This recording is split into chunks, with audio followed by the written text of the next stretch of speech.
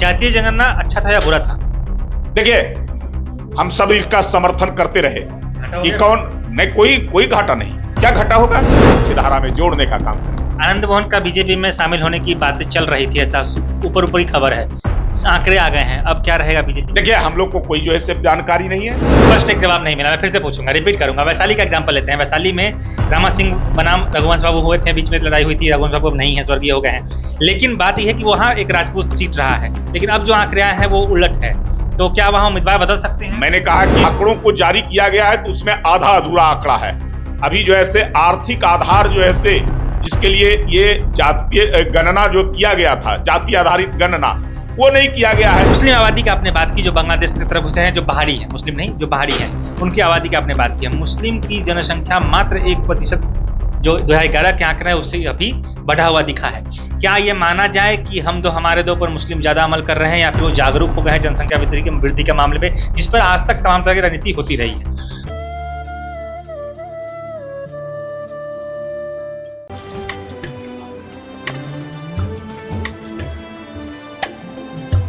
जय बिहार सरसों तेल, सस्ता नहीं, कुछ अच्छा खाइए। लोकसभा चुनाव से पहले बिहार में जातीय जनगणना को लेकर एक बड़ा फैसला आज लिया गया और सरकार ने जातीय जनगणना के आंकड़ों को सार्वजनिक कर दिया है। अब कहा जा रहा है कि इससे आरजेडी खेमे में, महागठबंधन के खेमे में काफी खुशी की लहर है।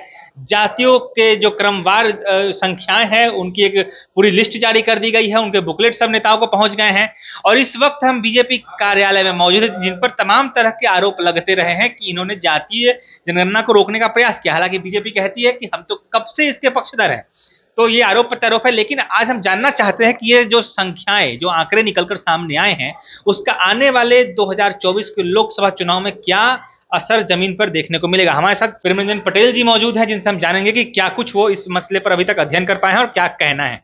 बहुत बहुत स्वागत सर आपका। नमस्कार। एमवाई समीकरण लालू जी का है, आंकड़ों को मिला दे जातीय जनगणना का तो बहुमत मिल जा रहा है, क्या कहिएगा? लालू जी एम/22 के आधार पर अपनी राजनीति करते रहे हैं। जो समाज के बहुत सारे जो ईबीसी और ओबीसी जातियां हैं, जिनको लालू यादव ने प्रताड़ित करते रहे, उनके हक हकूक को उन्होंने देने का काम नहीं किया, उनको हाशिए पर रखने का काम किया, उनके अधिकारों का हनन करने का काम किया। इसलिए तो लालू जी को हटना पड़ा सत्ता से, और उनकी मंशा आज भी साफ नहीं है। कभी उनके आर्थिक स्थितियों को या मुख्य धारा में जोड़ने का काम उन्होंने नहीं किया। इसलिए पंचायती राज के चुनाव 2001 में हुए।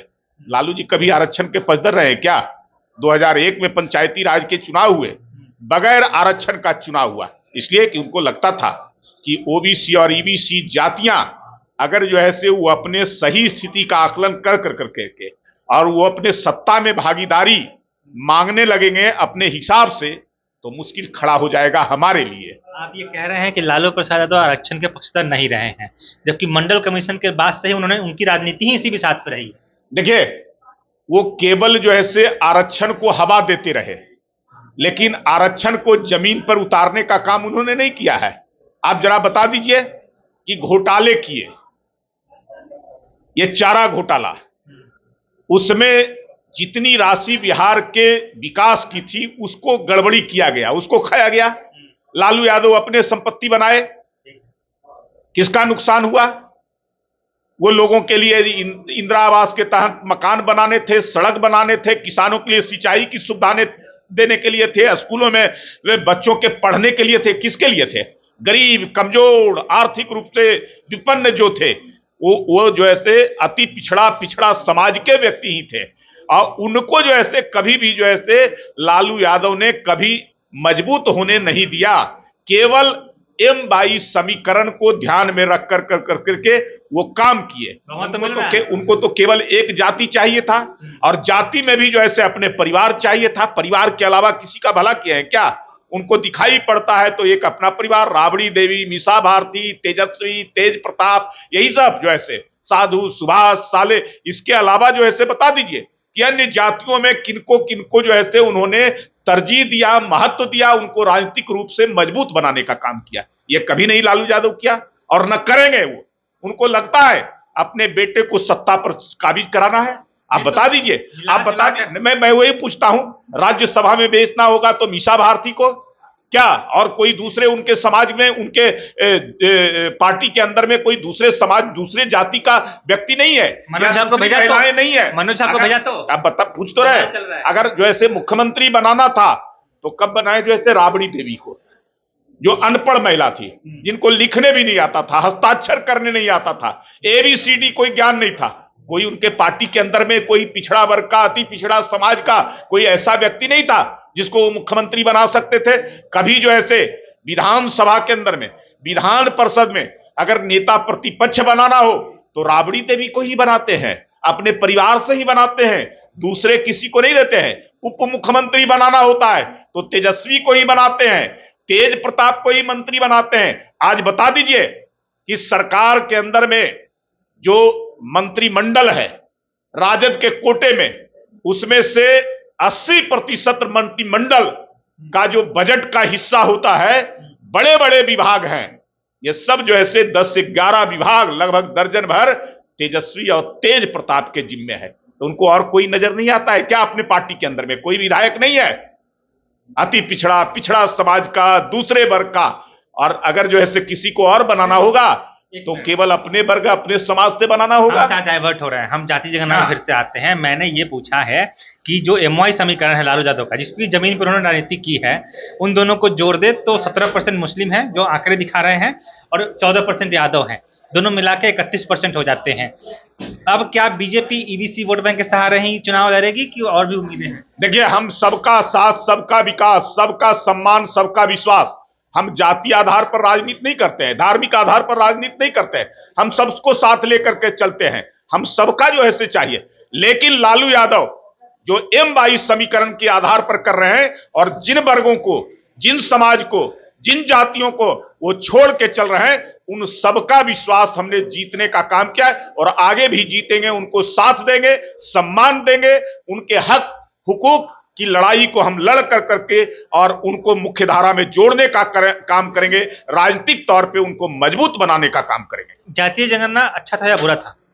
देखिए, हम सब इसका समर्थन करते रहे कि कौन नहीं, कोई घाटा नहीं। क्या घाटा होगा? जो कह रहे हैं घाटा क्या होगा, ये तो पता चल गया कि उसके अलावा जो है से M22 के अलावे अत्यंत पिछड़ा और पिछड़े समाज का भी बड़ी आबादी है, जिसको लालू यादव वंचित करके रखे हैं, लालू यादव बाहर करके रखे हैं, किनारे लगा करके रखे हैं।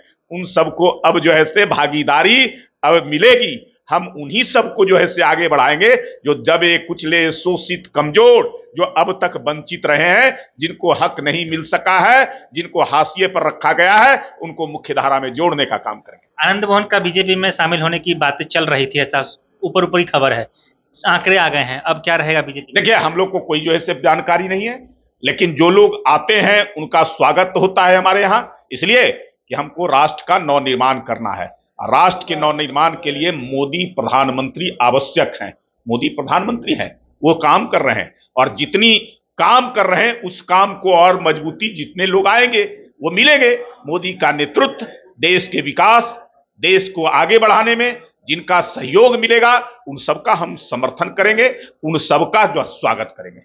क्या जातिगत देख के आप फिर जो जिन सीटों पर भाजपा उम्मीदवार उतारती रही है लोकसभा विधानसभा में, अब क्या वो उम्मीदवार बदलेंगे जातिगत? ये हमारा जो है से अपने आधार होते हैं चुनाव में उम्मीदवारों का, हमारी पार्टी निर्णय करती है। यहाँ चुनाव समिति होता है, राज्य के अंदर में केंद्र में चुनाव समिति होता है, उस आधार पर उम्मीदवार होता है। पार्टी का जो काम करता है, पार्टी का चाहे किसी समाज, किसी वर्ग का हो, हम सबको साथ लेके चलते हैं, हर समाज का प्रतिनिधित्व देने का काम करते हैं, हर समाज को पूरा सम्मान देने का काम करते हैं, राजनीतिक तौर पे भी देते हैं और हर स्तर पर संगठन में भी देते हैं। चुनने का एक फैक्टर जाति तो होता है ना, हम सभी को लेकर के चलते हैं, हमने कभी किसी को छोड़ा नहीं है, किसी जाति को किनारे नहीं लगाया है, हम सभी जाति को साथ लेकर करके चलते हैं, जिसका नतीजा है कि भारतीय जनता पार्टी आज आगे बढ़ रही है, दुनिया की सबसे ज्यादा सदस्यों वाली पार्टी हो गई है।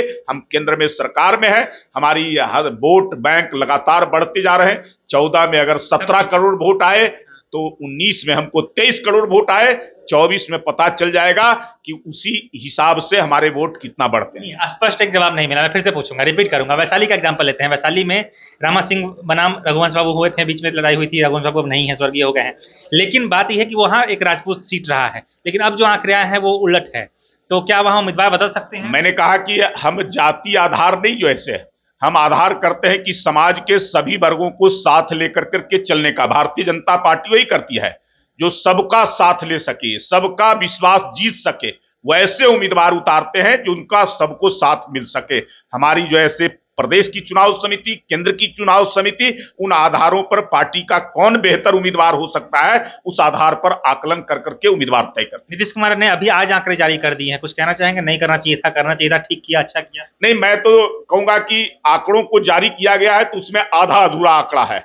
अभी जो ऐसे आर्थिक आधार जो ऐसे जिसके लिए ये जातीय गणना जो किया गया था, जाति आधारित गणना, वो नहीं किया गया है कि कौन कौन सी जातियों की आर्थिक स्थिति क्या है, जिसके आधार पर योजनाएं बनाने का, जो अब तक वंचित रह चुके हैं, समाज में पिछड़ गए हैं, कमजोर तब रह गए, योजनाओं का लाभ नहीं मिल सके हैं, उस आधार पर हम उनको योजनाएं दे सके।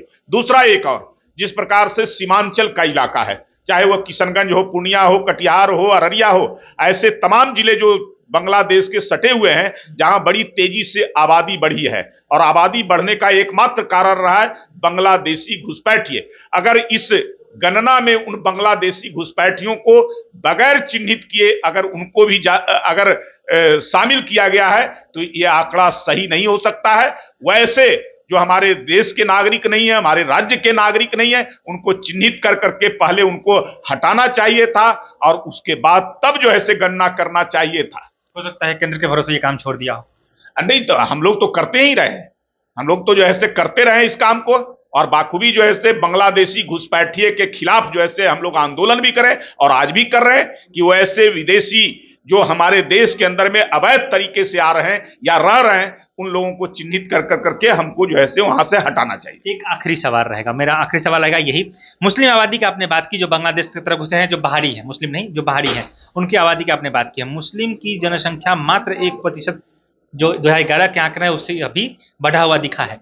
क्या ये माना जाए कि हम हमारे दो पर मुस्लिम ज्यादा अमल कर रहे हैं, या फिर वो जागरूक हो गए हैं जनसंख्या वृद्धि के मामले में, जिस पर आज तक तमाम तरह की रणनीति होती रही है? नहीं, देखिए, सबको ये करना चाहिए, हर किसी को, जिस प्रकार से तेजी से आबादी बढ़ रही है। अब हम अपना देखते हैं कि चाइना आबादी को किस प्रकार से कंट्रोल किया है, भारत की आबादी बड़ी तेजी से बढ़ रही है। अगर हम भी कंट्रोल नहीं कर सके तो निश्चित तौर पे आगे आने वाले समय में बहुत सारी परेशानियों का सामना करना पड़ेगा। तो सबको ये कंट्रोल करना पड़ेगा, किसी एक जाति, किसी एक धर्म के, किसी एक वर्ग के नहीं, सबको साथ मिलकर करके हम आबादी को कैसे रोक सके, आबादी को कम कर सके, ताकि समस्याएं जो सरकार उन समस्याओं से निदान के लिए योजनाएं बनाती है उस पर कहीं विराम लगे। मुस्लिम कम्युनिटी को बधाई देंगे कि यहाँ जनसंख्या कंट्रोल रहा है? करना चाहिए हर किसी को जो ऐसे, और जिन लोगों ने आबादी को कंट्रोल किया है वो सब बधाई के पात्र होंगे। तो ये हमारे साथ प्रेमचंद पटेल जी थे, भाजपा के बिहार प्रदेश प्रवक्ता हैं। ये इन्होंने बताया है कि जातीय जनगणना आने के बाद बीजेपी की आगे की स्ट्रेटजी एक तरह से क्या होगी, किस तरीके से बीजेपी सोच रही है और इसका क्या नफा नुकसान है, उन तमाम मुद्दों पर बात की हमने। फिलहाल आपको इस मुद्दे पर कुछ कहना है तो हमें कमेंट में जरूर बताइएगा। यूट्यूब पर वीडियो देख रहे हैं तो चैनल को सब्सक्राइब कीजिए, फेसबुक पर देख रहे हैं तो पेज को फॉलो कीजिएगा। मैं प्रकाश चंद्रा, आप देख रहे हैं प्रकाशवाणी। धन्यवाद।